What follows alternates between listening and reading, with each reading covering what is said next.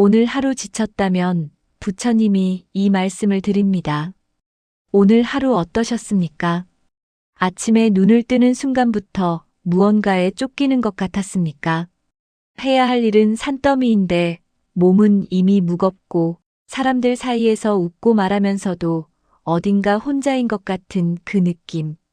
퇴근길 버스 안에서 또는 저녁 밥상 앞에서 아무 이유도 없이 그냥 눈물이 날 것 같았던 적은 없으십니까? 열심히 살았습니다. 오늘도 최선을 다했습니다. 그런데 왜 이렇게 지치는 것인지 모르겠습니다. 특별히 나쁜 일이 있었던 것도 아닌데 그냥 모든 것이 무겁습니다. 모든 것이 버겁습니다. 아무도 모르게 화장실에서 잠깐 눈을 감고 숨을 고른 적이 있으십니까? 괜찮다고 조금만 더 하면 된다고 스스로를 다독이며 하루를 버텨낸 적이 있으십니까? 혹시 지금 그 자리에 계십니까? 그렇다면 오늘 이 이야기를 끝까지 들어주십시오. 오늘 이 영상은 당신을 가르치려는 것이 아닙니다. 무언가를 더 잘하라고 말하려는 것이 아닙니다. 그냥 당신 곁에 잠시 앉아 있으려 합니다. 부처님께서도 지친 사람에게 가장 먼저 하신 것이 그것이었습니다. 말씀보다 먼저 그냥 곁에 앉으셨습니다. 지침이란 이런 것입니다. 지침은 나쁜 일이 있을 때만 오지 않습니다. 오히려 더 무서운 지침은 아무 일도 없는데 찾아오는 지침입니다. 오늘도 그럭저럭 살았는데 딱히 크게 잘못된 것도 없는데 그냥 모든 것이 의미 없게 느껴지는 그 지침. 왜 이렇게 사는 것인지, 이렇게 열심히 살아서 어디로 가는 것인지, 그 질문이 머릿속에서 맴도는 그 지침. 많은 분들이 그 지침을 숨깁니다. 내가 약한 것이 아닌가 싶어서. 남들은 다 잘 버티는 것 같은데 나만 이러는 것이 아닌가 싶어서. 그래서 웃습니다. 괜찮다고 합니다. 피곤할 뿐이라고 합니다. 그런데 생각해 보십시오. 당신 주변에 있는 사람들도 똑같이 숨기고 있을 가능성이 높습니다. 모두가 괜찮은 척을 하고 있는 것입니다. 모두가 웃고 있지만 집에 돌아가면 소파에 쓰러지는 것입니다. 당신만 이러는 것이 아닙니다. 부처님께서는 이렇게 말씀하셨습니다. 지쳤다는 것은 약한 것이 아니야. 지쳤다는 것은 그만큼 열심히 살았다는 거야. 그 지침을 숨기지 마라. 지침을 숨기면 지침이 더 깊어져. 그 말씀이 얼마나 위로가 되는지 모릅니다. 지쳤다는 것은 부끄러운 것이 아닙니다. 지쳤다는 것은 당신이 살아있다는 것입니다. 살아있기 때문에 지치는 것입니다. 아무것도 하지 않는 사람은 지치지 않습니다. 부처님께서 아난다 곁에 앉으신 날, 부처님께서 라자가에 머무실 때의 일입니다. 어느 늦은 저녁, 평생 부처님 곁에서 시자로 지낸 아난다가 홀로 나무 아래 앉아 있었습니다. 그의 눈빛이 어두웠습니다. 어깨가 내려앉아 있었습니다. 무릎 위에 손을 올려놓은 채 먼 곳을 바라보고 있었습니다. 부처님께서 그 모습을 보셨습니다. 그리고 아무 말씀 없이 아난다 곁으로 걸어오셔서 그 옆에 조용히 앉으셨습니다. 한동안 두 사람은 아무 말도 하지 않았습니다. 저녁 바람이 지나갔습니다. 멀리서 새소리가 들렸습니다. 어둠이 천천히 내려앉았습니다.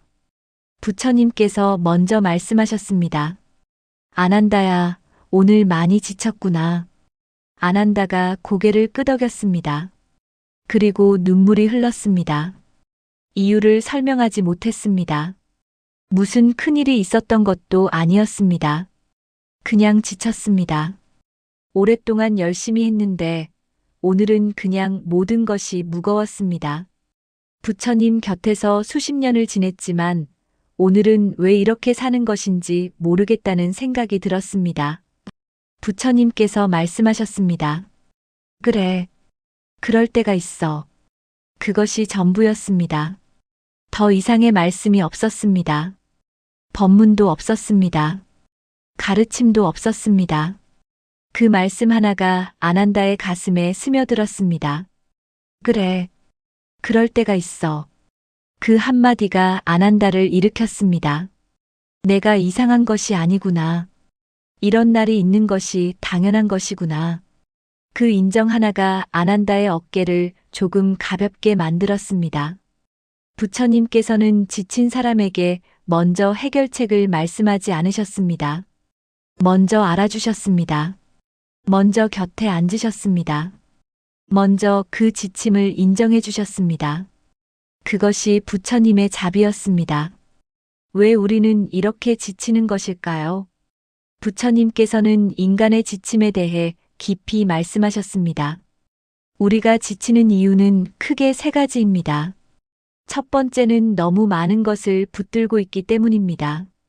우리는 하루에도 수십 가지를 붙들고 삽니다. 이 일이 잘 되어야 한다. 저 사람이 나를 좋아해야 한다. 이 상황이 내가 원하는 대로 되어야 한다. 그 붙듦 하나하나가 에너지를 씁니다. 결과가 내 뜻대로 되지 않을 때마다 마음이 흔들립니다. 그 흔들림이 쌓여서 지침이 됩니다. 부처님께서 말씀하셨습니다. 손에 쥔 것이 많을수록 손이 무거워. 마음도 마찬가지야. 붙들고 있는 것이 많을수록 마음이 무거워져. 오늘 밤 하나라도 내려놓아 봐. 두 번째는 과거와 미래 사이를 오가느라 지치는 것입니다. 어제 있었던 일이 계속 머릿속에 맴돕니다. 그때 왜 그랬을까? 그때 다르게 했으면 어땠을까? 그리고 동시에 앞으로의 일이 두렵습니다. 내일은 어떻게 되는 걸까? 이것이 잘 될 수 있을까? 과거를 후회하고 미래를 걱정하느라 지금 이 순간을 살지 못합니다. 그 왕복이 엄청난 에너지를 씁니다. 몸은 지금 여기에 있는데 마음은 어제와 내일을 오갑니다. 그것이 지침의 가장 큰 원인 중 하나입니다.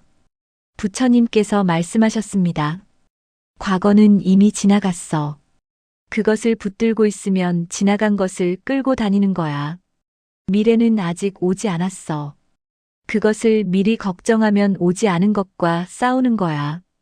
지금 여기에 있어. 지금 이 지금 이 순간. 그것만이 진짜야. 세 번째는 비교하느라 지치는 것입니다. 저 사람은 저렇게 잘 사는데 나는 왜 이럴까? 저 사람은 저렇게 행복해 보이는데 나는 왜 이렇게 힘들까? 그 비교가 멈추지 않습니다. 그리고 그 비교 끝에 남는 것은 항상 자신에 대한 실망입니다. 비교는 끝이 없습니다. 비교를 하면 할수록 자신이 작아집니다. 그 작아짐이 에너지를 갉아먹습니다. 부처님께서 말씀하셨습니다. 남의 그릇과 내 그릇을 비교하지 마라. 그릇마다 크기가 달라.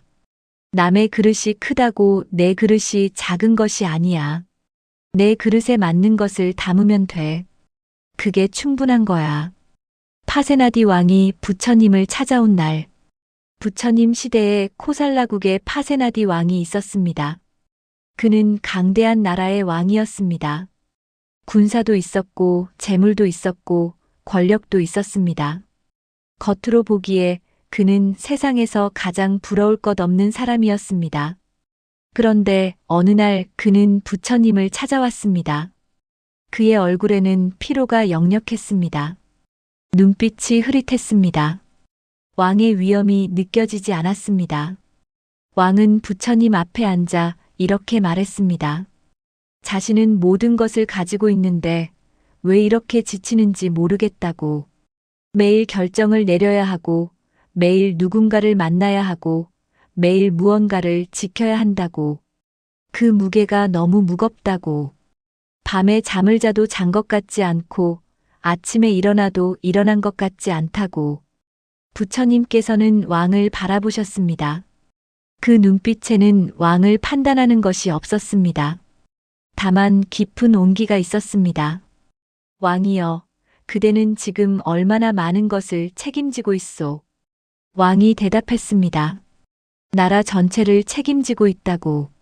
부처님께서 말씀하셨습니다. 그대가 지금 지고 있는 것이 너무 많아. 그런데 그대는 그것을 혼자 지려 하고 있어. 모든 것을 혼자 지려 하면 반드시 무너져. 그대가 내려놓아야 할 것과 붙들어야 할 것을 구분해야 해. 왕이 물었습니다. 무엇을 내려놓아야 하느냐고. 부처님께서 말씀하셨습니다. 오늘 밤만큼은 왕의 길을 내려놓아 봐. 오늘 밤만큼은 그냥 한 사람으로 앉아봐. 별을 봐. 바람을 느껴봐. 아무것도 결정하지 않아도 되는 그 시간을 가져봐. 그 시간이 내일의 힘이 돼. 파세나디 왕은 그날 밤 오랫동안 별을 보았다고 합니다. 아무것도 하지 않고 아무것도 결정하지 않고 그냥 앉아서 밤하늘을 보았습니다. 신하도 없이 임무도 없이 그냥 한 사람으로 앉아 있었습니다. 그리고 오랜만에 깊이 잠들었다고 합니다. 다음 날 아침 왕은 부처님을 다시 찾아와 이렇게 말했습니다. 어젯밤이 오랫동안 중에 가장 편안한 밤이었다고. 아무것도 하지 않았는데 오히려 무언가를 되찾은 것 같다고. 부처님께서 말씀하셨습니다. 그래. 그게 쉬는 거야. 쉬는 것은 아무것도 하지 않는 것이 아니야. 쉬는 것은 자신으로 돌아오는 거야. 쉬는 것이 왜 이렇게 어려울까요? 많은 분들이 쉬는 것을 두려워합니다. 쉬면 뒤처질 것 같아서, 쉬면 게으른 것 같아서, 쉬면 남들이 앞서가는 것 같아서, 그래서 쉬어야 할 때도 쉬지 못합니다. 몸은 쉬고 있어도 마음은 쉬지 못합니다. 소파에 누워 있으면서도 내가 지금 이러고 있어도 되는 걸까 하는 생각이 떠납니다. 그런데 부처님께서는 이렇게 말씀하셨습니다. 나무가 타고 있어. 그 나무가 모두 타버리기 전에 불을 꺼야 해. 계속 태우면 재만 남아. 사람의 에너지도 마찬가지야. 다 타버리기 전에 쉬어야 해. 쉬는 것은 포기가 아니야.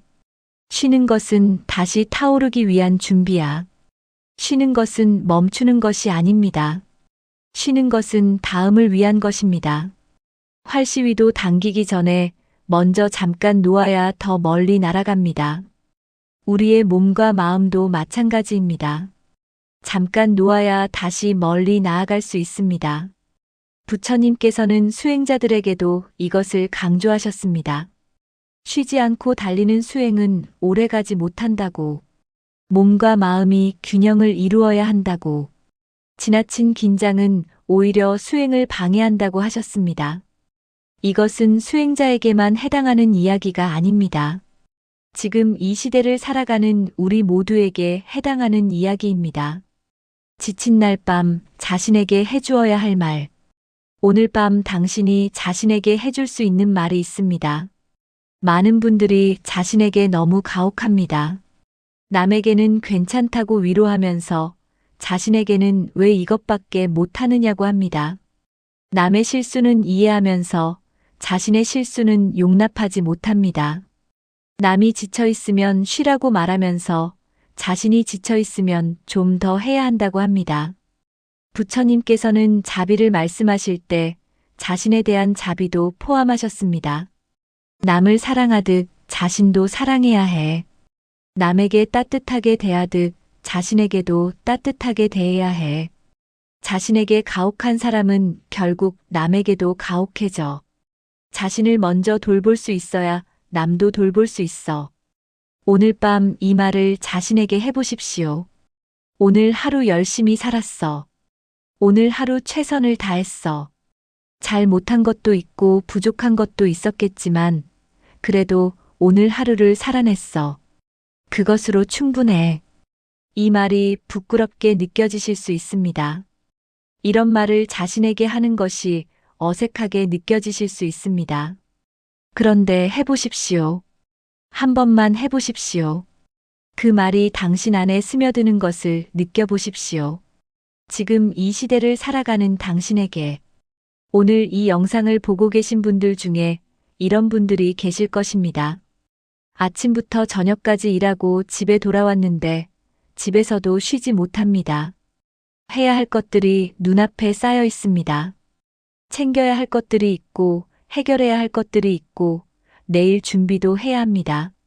몸은 소파에 앉아 있는데, 마음은 10군데를 돌아다닙니다. 또 어떤 분들은 이런 상황에 계실 것입니다. 남들 보기에는 별 문제 없어 보이는데, 자신은 매일 힘듭니다. 특별한 이유도 없습니다. 그냥 모든 것이 버겁습니다. 그 버거움을 말할 곳이 없습니다. 말해도 이해받지 못할 것 같아서 그냥 혼자 안고 있습니다. 또 어떤 분들은 오랫동안 꿈꿔온 것을 향해 달려가고 있는데 너무 지쳐서 그 꿈이 맞는 것인지조차 모르겠는 상황에 계실 수 있습니다. 열심히 하고 있는데 왜 안 되는 것인지, 내가 방향을 잘못 잡은 것인지, 그냥 포기하고 싶다는 생각이 드는 날이 있으실 것입니다.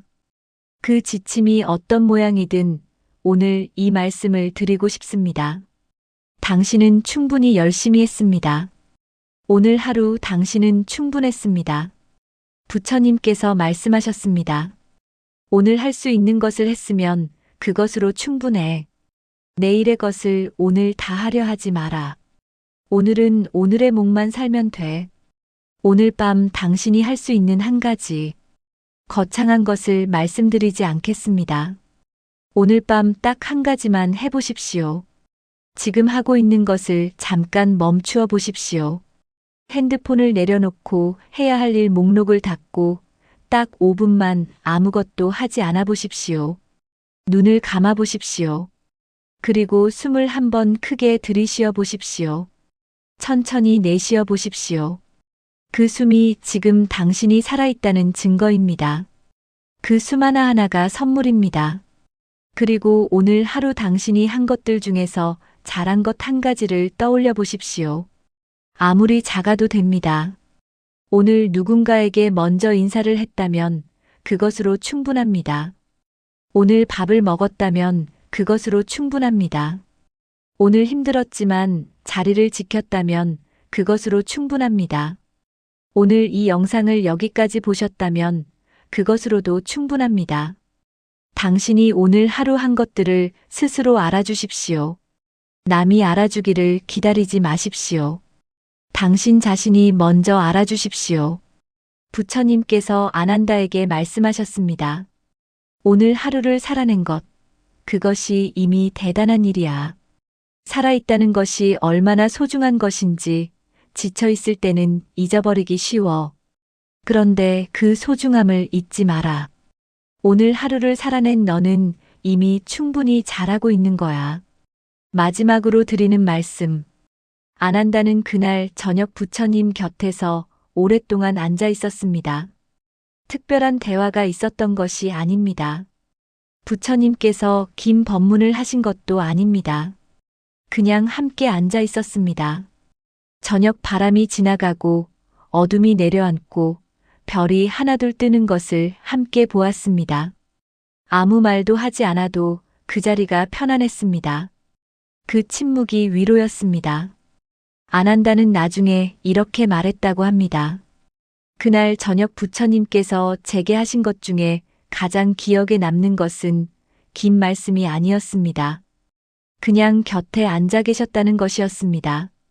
아무것도 해결해 주지 않으셨지만 그냥 그 자리에 함께 있어 주셨습니다.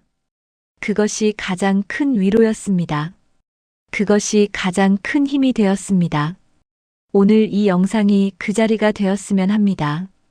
당신 곁에 잠깐 앉아 있는 자리, 당신의 지침을 알아주는 자리, 당신에게 더 잘하라고 말하는 것이 아니라 오늘 하루 충분히 잘했다고 말해주는 자리. 지금 이 순간 당신은 혼자가 아닙니다. 수천 년 전 아난다가 나무 아래 앉아 지쳐 있을 때 부처님께서 곁에 앉아주셨던 것처럼 오늘 이 자리에서 부처님의 말씀이 당신 곁에 있습니다. 오늘 하루 지치셨습니까? 그렇다면 이 말씀을 드립니다. 부처님께서 말씀하셨습니다. 그래. 오늘 많이 지쳤구나. 그럴 때가 있어. 오늘 하루 열심히 살았어. 그것으로 충분해. 이제 쉬어. 내일의 태양은 내일 뜰 거야. 오늘 밤은 그냥 쉬어도 돼. 내가 쉬는 동안에도 세상은 잘 돌아가. 그러니까 오늘 밤만큼은 그냥 내려놓아. 너는 충분히 잘하고 있어. 오늘 밤 편안히 쉬시기 바랍니다. 당신은 충분히 잘하고 있습니다.